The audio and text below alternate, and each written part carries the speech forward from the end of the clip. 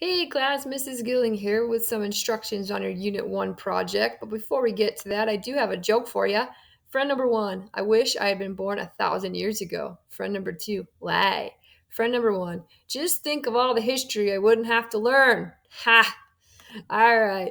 Here's your prompt for your project. What were three major reforms that took place in the progressive era? And when we're talking about reforms, we're talking about some of those changes that happened. Remember how there were some things going on that people realized, oh, like that's not really good, like things in the workplace and stuff like that.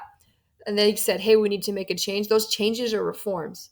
So pick three of those, explain what led up to them and how they impact you today. Now you have two, and emphasis on the you. That's why it's all in capitals. I want to know about your life. What impact do they, something that happened a long time ago, how does this impact you? You have two ways of presenting this. You can choose to do it in a slideshow presentation that's at least 7 slides or in a 5-paragraph essay. If you choose to do the slideshow rubric, what you're going to do, or a slideshow, excuse me, is you're going to start by having a title slide, obviously. We want to know a good title for it. We want your name. And then you're going to do an introductory slide worth 10 points where you list the 3 reforms that you're going to talk about right there. You're just going to say, these are the 3 reforms I'm talking about. I'm going to explain, what led up to them and how they impact my life.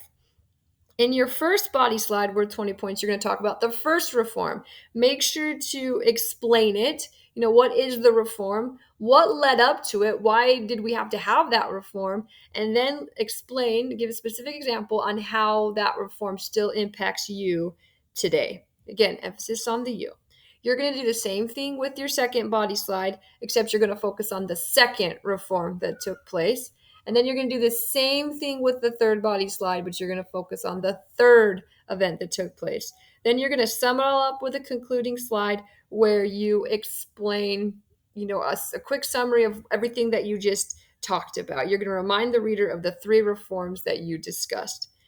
Then you do need to do a little bit of research for this project beyond just the class. Not a ton, but I want you to enhance your knowledge a little bit. So get a little bit more information and include your citations on a citation slide in MLA format. And if you have questions on how to do that, reach out to me. And you get 10 points for having that citation slide. And then you're also going to get 10 points for your overall appearance. I want you to make sure you're picking a fun slideshow theme, you're including at least 4 pictures throughout, even more is better, and that you're double checking your spelling and grammar. So that's your slideshow option. If you choose to go the option route, it is very, very similar. You're going to start with your introduction. Make sure to have like an attention grabber to bring the reader in. It's like a fun quote, an interesting fact, short story, something to grab them. Then you're going to have your thesis statement where you state the main idea. And the main idea is as simple as, in this essay, I'm going to discuss 3 major reforms from the progressive era and how they impact me today. Those 3 reforms are, and then you need to list the 3 reforms that you're going to discuss. Give that overview.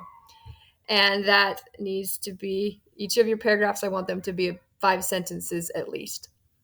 Body paragraph number 1 is where you're going to talk about the first reform, explain it, explain what led up to it and how it impacts you, your specific life today. Body paragraph number 2, same thing, but with the second reform. Body paragraph number 3, same thing, but with the third reform.